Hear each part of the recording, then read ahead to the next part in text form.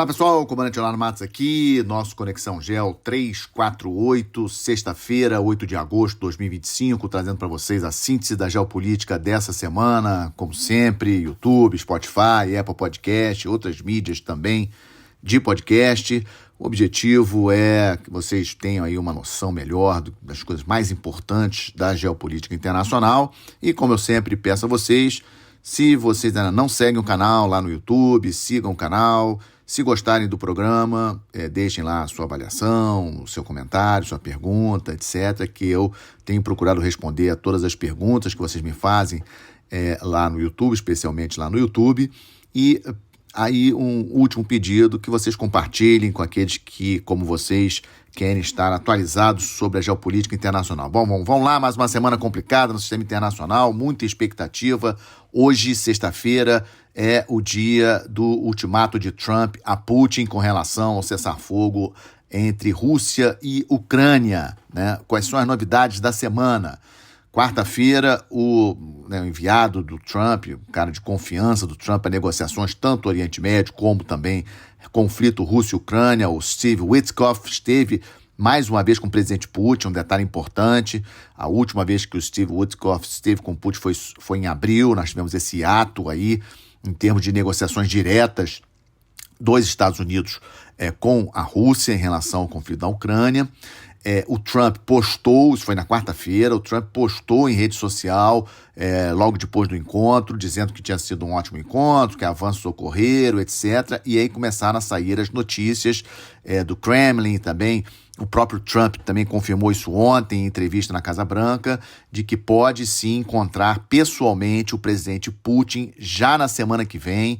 E o Putin, lá em Moscou, ontem se encontrou com o líder dos Emirados Árabes Unidos e chegou a comentar, o Putin chegou a falar rapidamente, respondendo a um repórter, que esse encontro com o Trump pode ser nos Emirados Árabes Unidos. Pois bem, voltando à quarta-feira, logo depois da postagem, nessa mesma postagem, o Trump disse que informou ao presidente Zelensky e aos líderes, os aliados europeus. E aí o Zelensky postou na sua rede social, dizendo que o Trump tinha ligado para ele para dizer sobre o telefonema com o Putin, sobre a negociação, sobre o encontro do Putin com o Steve Witkoff, e a impressão que eu fiquei pela postagem do Zelensky é que a conversa com o Trump não foi muito boa, né? Fiquei com aquela impressão, o Zelensky falando que a Ucrânia vai seguir defendendo a sua independência, etc. Então fiquei com aquela sensação de que não foi um papo muito bom com o Trump, não. Aí isso foi na quarta-feira. Pois bem, ontem, quinta-feira, em entrevista na Casa Branca, aquelas perguntas lá que o Trump responde aos repórteres, etc., ele soltou em relação a hoje, porque um dos repórteres perguntou isso para ele. Então, presidente, hoje, na sexta-feira, então o ultimato já não é mais na sexta-feira? Não, vai depender da postura do Putin. Então, ou seja, hoje ainda podemos ter novidades, mesmo com essa história toda de encontrar com o presidente Putin na semana que vem, etc., não descarta a possibilidade de hoje, nesta sexta-feira, o Trump anunciar novidades. E dentro desse pacote de novidades, eu já tinha comentado com vocês, eu avaliava e continuo avaliando que o pacote principal é a questão da tal tarifa secundária, ou seja, os Estados Unidos imporem tarifas aos países que compram produtos da Rússia, especialmente o petróleo russo, que é a principal fonte de receitas do governo da Rússia. E aí entra já a experiência com a Índia. Essa semana, o Trump, na quarta-feira, ele dobrou, digamos assim, a tarifa com a Índia, já estava em 25%, ele dobrou a tarifa, passou para 50% de tarifa sobre todos os produtos importados da Índia, e disse que essa tarifa extra de 25% é porque a Índia compra petróleo russo. Isso aí, obviamente, caiu como uma bomba, a imprensa indiana batendo muito no Trump. Saiu uma nota do governo indiano, interessante a gente acompanhar a postura do governo indiano. O presidente Narendra Modi não falou mal do Trump, não deu nenhuma declaração em rede social, entrevista, falando mal do Trump, nada disso. A postura do Narendra Modi foi uma postura conservadora, O que saiu foi uma nota de imprensa do governo indiano dizendo que o governo da Índia segue os interesses do povo indiano e de que outros países fazem a mesma coisa, de comprar o petróleo russo com desconto. Na verdade, o que nós estamos acompanhando, né, todo mundo sabe disso, a Índia compra petróleo mais barato da Rússia e parte desse petróleo é refinado na Índia, vendido para países como países europeus. Então, na verdade, muitos países, os países europeus que hoje compram diesel, gasolina da Índia, na verdade, esse diesel, essa gasolina veio do petróleo russo que foi refinado na Índia. Então, né, temos que clarear bem essa situação. E também na quarta-feira, além dessa nota do governo da Índia, dizendo que a Índia vai seguir, digamos assim, atendendo às necessidades do povo, olhando as necessidades do povo indiano, um movimento muito importante para a gente acompanhar. A confirmação da presença do Narendra Modi, primeiro-ministro da Índia, na reunião de cúpula da Organização de Cooperação de Xangai, que vai acontecer 31 de agosto lá em Pequim. Por que esse anúncio é importante, ainda mais na quarta-feira? Porque o Narendra Modi não vai à China desde 2019. E por que isso? Porque em 2020 teve um confronto militar entre militares indianos e chineses lá no Himalaia, lá em cima, né, na Caxemira indiana, lá fronteira com a China. 20 militares indianos morreram, isso foi em 2020, e desde então, desde 2020, que as relações China e Índia bastante abaladas. Outubro do ano passado foi quando o Narendra Modi e o Xi Jinping se encontraram pela primeira vez desde o confronto lá, desde que aconteceu o confronto em 2020, né? A primeira vez que eles se encontraram na reunião dos BRICS lá na Rússia, em outubro do ano passado. Pois bem, esse anúncio do Narendra Modi, que ele vai a Pequim no dia 31 de agosto, considero muito significativo, ou seja, uma reaproximação de Índia com a China, é tudo que os Estados Unidos, do ponto de vista geopolítico, não querem, não podem ter, né? A Índia é um elemento muito importante para a grande estratégia dos Estados Unidos de conter o crescimento da China. A Estratégia Nacional de Segurança dos Estados Unidos, que sai a cada 4 anos, inclusive estamos esperando aí até o final do ano sair a estratégia do governo do Trump, né? A última foi no governo do Biden. Ela diz claramente que a China é o grande inimigo, é o grande problema dos Estados Unidos. Para os Estados Unidos se manterem na primeira posição em termos econômicos, militares, no mundo, a China é o grande problema. Ou seja, os Estados Unidos terem a Índia do lado é bom para os Estados Unidos. E esse movimento do Trump de cobrar 50% de tarifa da Índia, acho um movimento, do ponto de vista geopolítico, muito arriscado para os Estados Unidos, dentro dessa macro geopolítica que eu falei para vocês. E, obviamente, hoje, né, como eu comentei, estamos esperando aí sanções secundárias a países que compram produtos da Rússia, inclusive o Brasil compra, e aí um dado para vocês, né, 18% do diesel consumido no Brasil tem origem na Rússia. Primeiro semestre deste ano, os russos responderam por 61% de toda a importação de diesel do Brasil. É muita coisa. Além disso, ainda tem fertilizantes, importantíssimo para o agronegócio brasileiro. A Rússia é o principal fornecedor de fertilizantes para o Brasil, então algo que aí estamos na expectativa, vamos seguir acompanhando essa crise, né? Esse grande problema. Primeiro o conflito Rússia-Ucrânia, que aliás no terreno a Rússia segue conquistando posições importantes, especialmente ali na região de Donetsk. A Ucrânia obviamente tenta resistir, ataques que a Ucrânia tem feito dentro do território russo, com forças especiais, com drones, mais a intensidade dos ataques de mísseis e drones russos dentro do território ucraniano, impressionante. Se vocês tiveram a oportunidade de ver gráficos, eu tenho postado lá no Instagram do Conexão Gel, um gráfico que mostra como que cresceu neste ano de 2025 os ataques da Rússia com drones e com mísseis contra a Ucrânia. Então, o conflito em si, Rússia e Ucrânia, segue intenso, mas com o que aconteceu essa semana, estamos aí na expectativa de ter essa reunião pessoal entre o Trump e o Putin na semana que vem, e também essa questão das sanções secundárias que o Trump ainda pode anunciar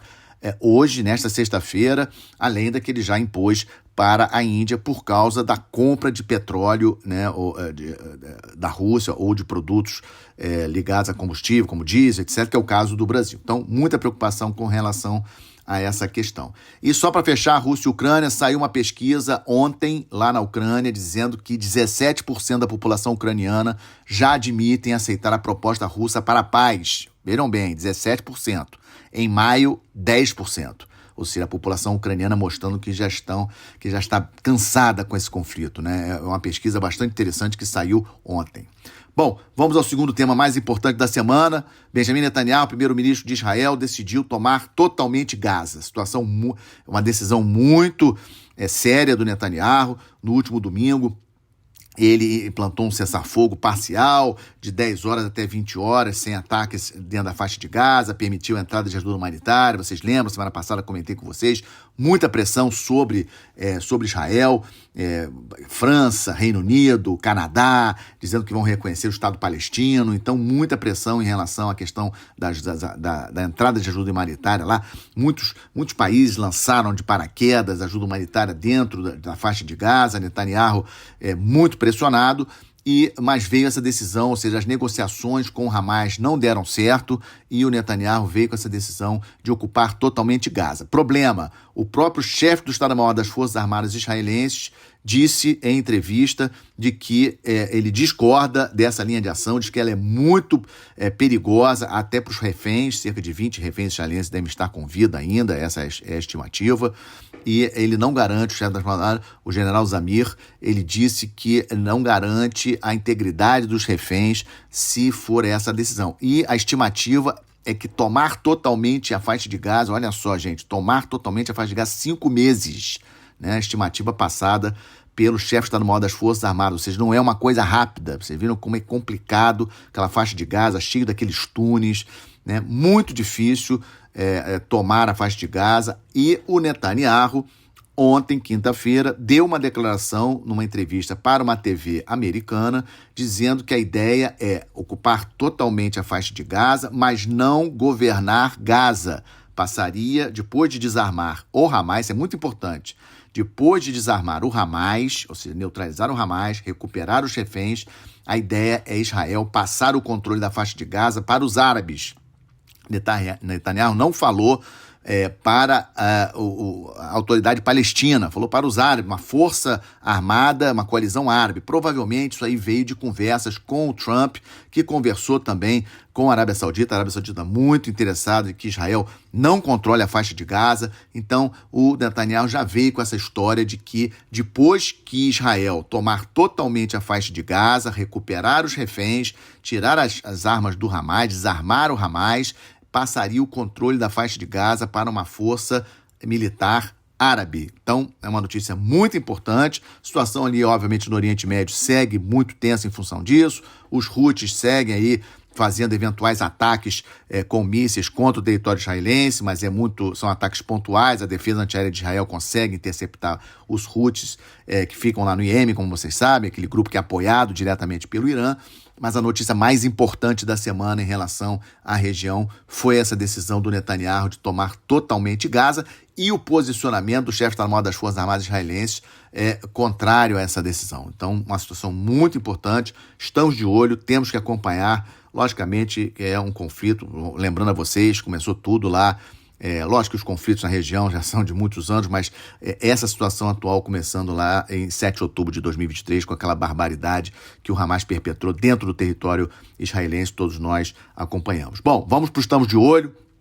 Tarifaço do Trump entrou em vigor, países mais prejudicados, Brasil e Índia, outros países também prejudicados, não vou entrar nessa lista, a lista extensa, ainda há expectativa de negociação com o governo americano para retirada de alguma coisa ou outra, e os países estão tentando aí, digamos assim, internamente resolver os problemas com os produtores, né, com os exportadores de seus países para os Estados Unidos, que mais afetados com essa decisão dessa tarifa do presidente Trump. Eu sigo achando que é uma jogada muito arriscada do Trump, essa política aí de tarifas para todos os lados, etc., principalmente abalando a confiança dos países em relação aos Estados Unidos.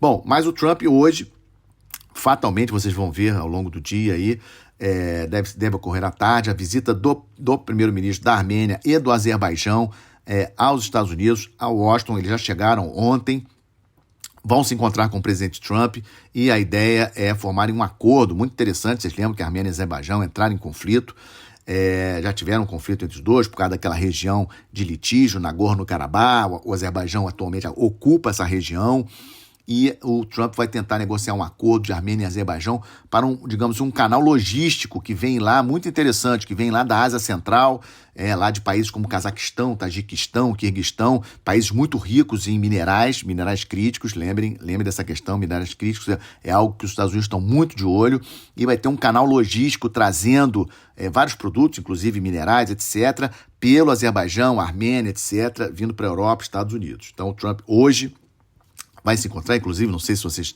têm essa informação, mas o Cazaquistão, ele é responsável por mais da metade das exportações mundiais de urânio, né? Só um dado aqui que eu peguei para vocês, achei interessante esse dado. O Cazaquistão, que é um país ali da Ásia Central, o maior país da Ásia Central, ele é responsável por mais da metade das exportações globais de urânio.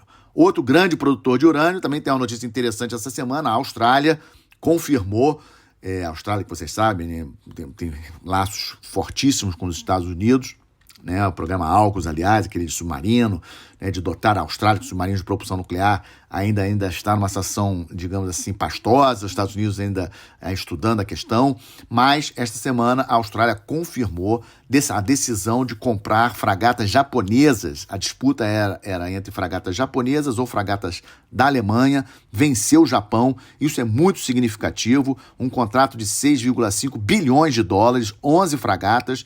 As 3 primeiras fragatas serão construídas no Japão e as outras 8 fragatas serão construídas em estaleiro na Austrália. A primeira fragata deve ser entregue para o setor operativo australiano em 2030. Vejam, importante, como que capacidade de defesa leva tempo. Contrato fechado essa semana, apenas em 2030 a Marinha da Austrália vai ter a primeira fragata. Vejam só, estamos em 2025, só em 2030, e nós estamos falando do Japão, que é o terceiro maior parque, né, de construção naval do planeta. O principal é a China, em segundo é a Coreia do Sul, em terceiro é o Japão.